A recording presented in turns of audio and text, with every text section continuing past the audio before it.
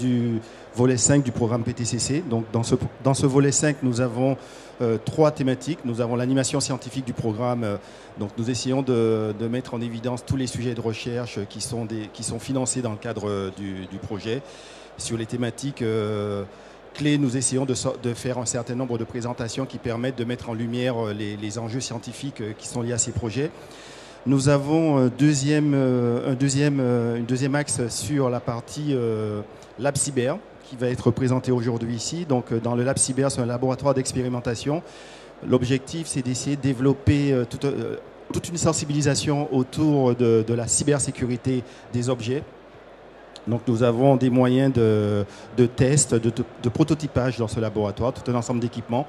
L'objectif aussi, c'est de travailler avec le réseau des campus cyber nationaux pour leur permettre d'avoir justement la possibilité de venir développer dans ce laboratoire des prototypes et de faire tout un ensemble d'opérations de sensibilisation. Et dans ce cadre, nous avons l'obligation aussi de maintenir en condition opérationnelle le Cyber Range qui est mis à disposition du volet formation. Et le troisième axe, c'est la partie communication. Donc ça, c'est un axe qui permet de communiquer sur tous les objets du programme. Voilà.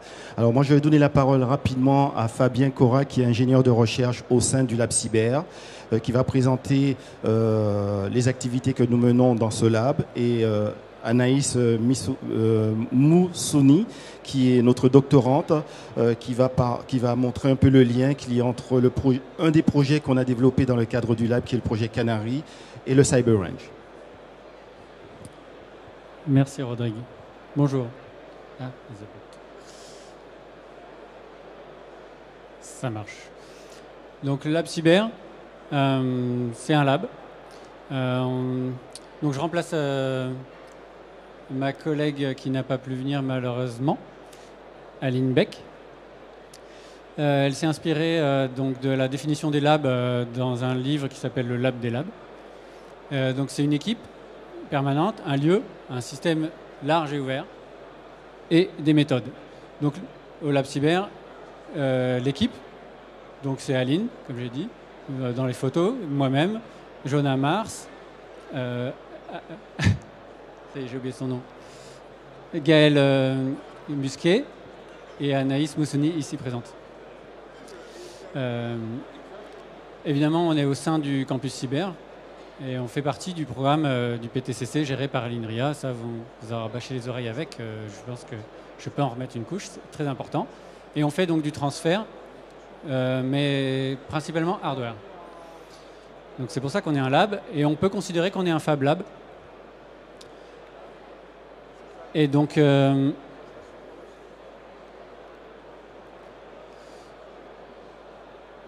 les Fab Labs ont évolué.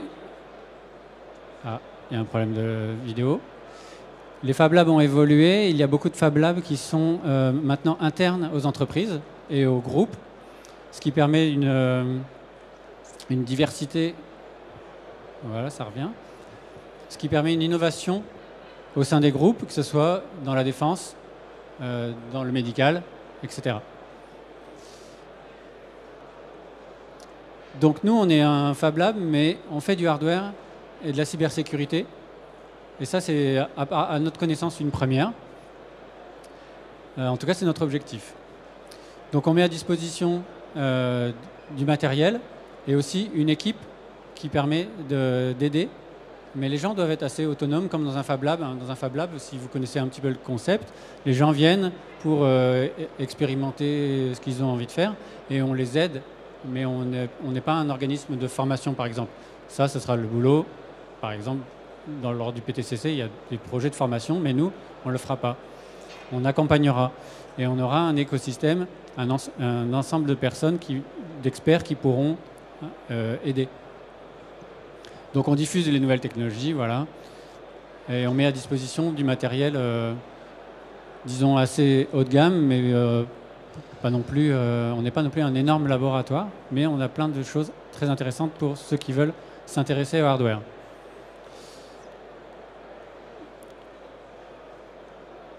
Donc aujourd'hui, on va vous présenter le projet Canary, qui est une belle représentation du succès, d'un projet à succès, qui a eu lieu au sein du Lab Cyber.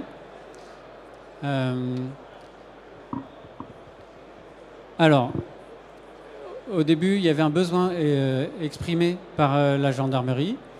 C'était d'intervenir sur les véhicules dans des endroits pas forcément accessibles avec de l'électricité, etc. Donc il faisait déjà, pour faire donc, de l'investigation du forensique sur les véhicules, il faisait déjà avec des ordinateurs portables et puis une carte CAN, mais ce n'était pas très pratique, et ce n'était pas portable. Donc l'idée, c'était de créer un outil portatif pour pouvoir intervenir sur ces véhicules. Les contraintes, c'était que ça soit donc, petit, léger, pas très cher à fabriquer et diffusable facilement en assez grande quantité.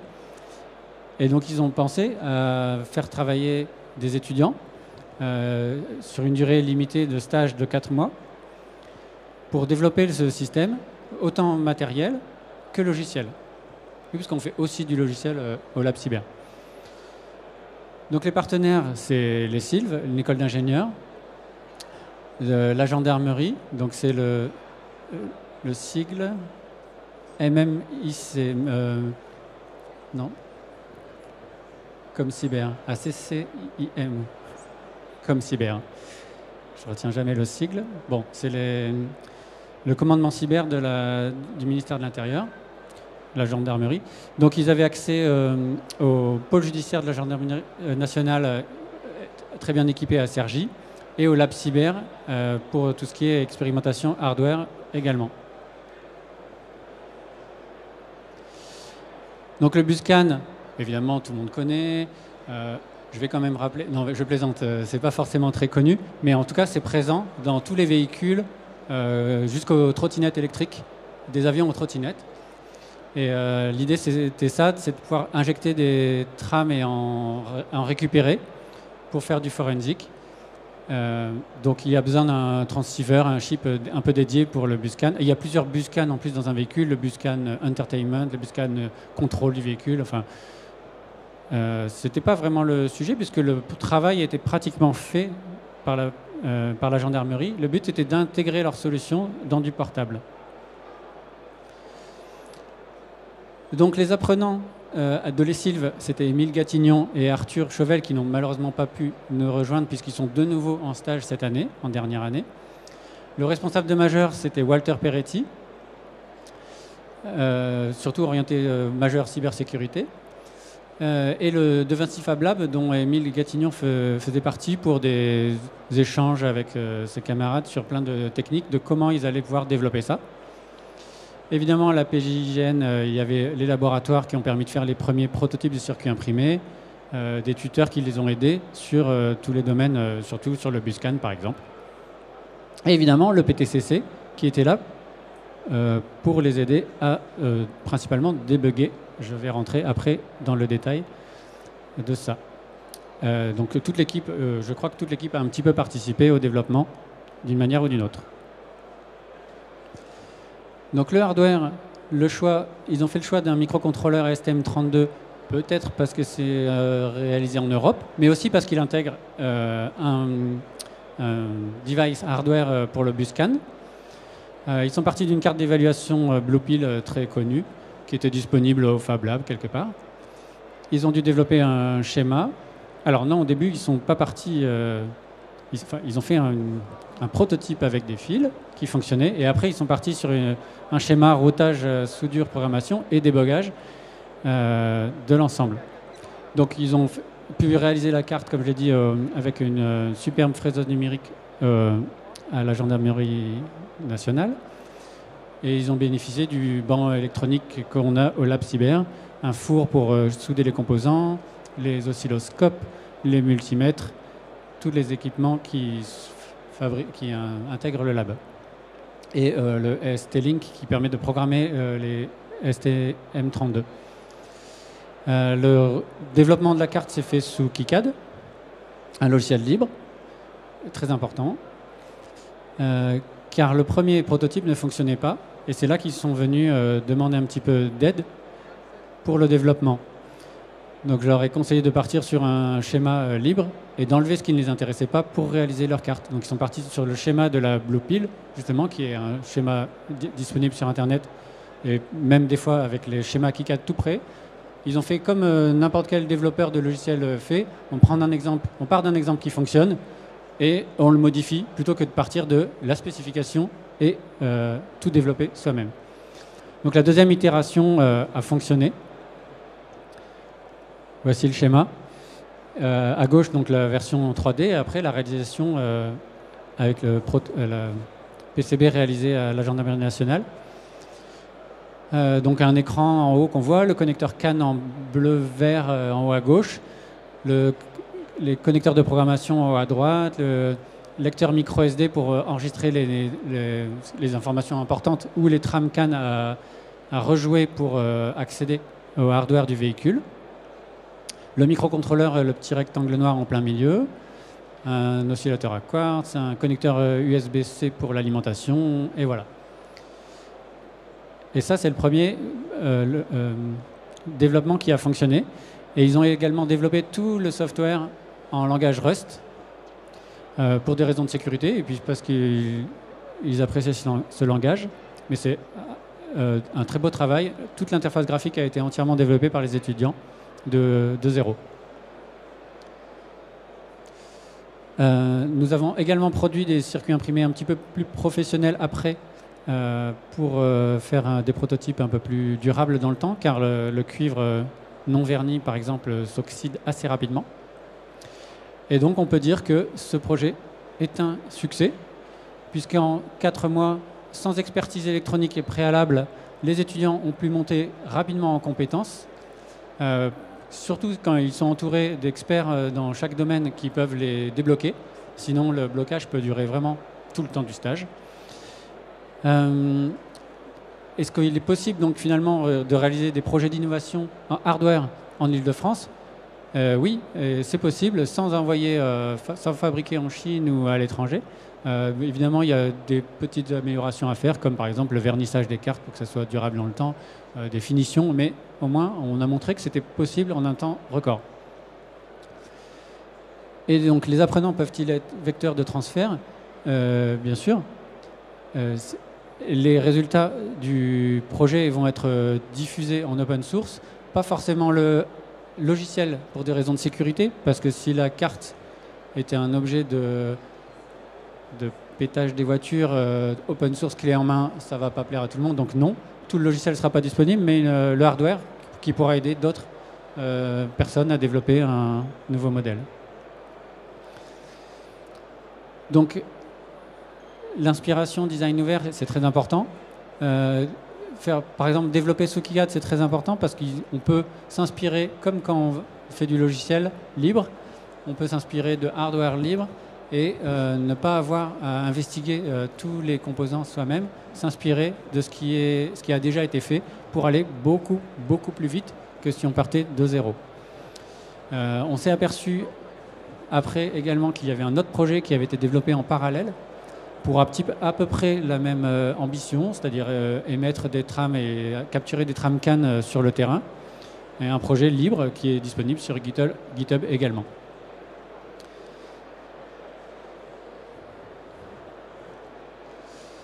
Donc c'est une collaboration avec une première collaboration avec la gendarmerie qui a été assez réussie. Vous avez ici la photo de la présentation de Émile en face de la direction générale de la gendarmerie. 2 minutes? Ok. Et on espère que de nouveaux projets vont émerger suite à celui-ci, et c'est déjà en cours. Maintenant, je vais vous laisser la parole à Anaïs qui va présenter la partie software avec le CyberRange. Bonjour, du coup je m'appelle Anaïs Moussouni, je fais également partie de l'équipe d'animation du Lab Cyber et je suis actuellement en thèse donc à l'École nationale supérieure des arts et métiers, donc l'ENSAM. Mes 2 superviseurs, Nia Nguyen et Frédéric Fauberto, viennent tous les deux du De Vinci Research Center, et ma thèse est aussi co-encadrée avec l'IFT, donc l'Institut for Future Technology. Mon sujet de thèse porte sur l'attribution des cyberattaques, donc plus particulièrement sur l'analyse forensique et l'apprentissage non supervisé pour permettre l'identification de familles de ransomware. Donc c'est de l'analyse post-mortem sur des systèmes d'information après des attaques de type ransomware. Et donc le lien avec le projet Canary, c'est qu'en fait cette expérimentation qui avait été menée avec les apprenants nous a paru intéressante à répliquer. Et donc de proposer encore une fois à une nouvelle équipe d'apprenants de monter en compétence sur un outil qui est mis à disposition au sein du Lab Cyber par le PTCC qui est donc le CyberEng Airbus. Donc c'est un outil de simulation de systèmes d'information et donc qui pourrait permettre de simuler des attaques, de récupérer des données et donc ensuite de pouvoir faire de l'analyse forensique et de l'apprentissage non supervisé. Donc l'idée c'est de mettre en place encore une fois des collaborations, notamment avec des acteurs comme la Gendarmerie nationale, de monter donc des groupes d'étudiants et de permettre donc une montée en compétence sur cet outil et un transfert de connaissances au sein du Lab Cyber et du PTCC. Merci Anaïs. Donc en conclusion, on peut dire que le Lab Cyber est très récent. Il a en gros 2 ans, mais ça fait 1 an qu'on expérimente beaucoup sur les partenariats. Donc quand on a un public assez pertinent, typiquement les étudiants en fin d'études, ça a vraiment une valeur énorme. On a aussi eu des expérimentations avec, on a eu tout en fait, du stagiaire de 3e jusqu'aux dernières années. Et c'est plus intéressant, donc les étudiants en fin d'études, apprenants en fin d'études. Il y a de plus en plus d'intérêt sur le hardware, donc les couches basses, et c'est tant mieux. Le hardware c'est difficile, mais on s'aperçoit que ça devient de plus en plus abordable. Et donc surtout avec du matériel ouvert, plus c'est ouvert, plus on peut transmettre des informations et échanger rapidement. Alors que si c'est fermé, il faut une armée d'ingénieurs. C'est pas non plus un problème d'être ouvert. Le Lab Cyber, on ouvre. Normalement, dans un Fab Lab, quand vous faites quelque chose, quand vous imprimez en 3D, vous modélisez quelque chose en 3D, vous l'imprimez, vous devez le reverser à la communauté, le mettre en ligne, quelque chose comme ça. Ici, on demande pas forcément de remettre tout votre code super sécurisé ou quelque chose comme ça, mais on demande de contribuer avec la méthode que vous avez utilisée, qui peut, elle, être complètement dénaturée des données qui ont qui ont été utilisées par cette méthode. Et donc, si vous avez un projet qui inclut du hardware et que vous avez besoin d'aide et que vous voulez venir au Lab Cyber, il y a un mail ptcc@inria.fr et n'hésitez pas. Je vous remercie.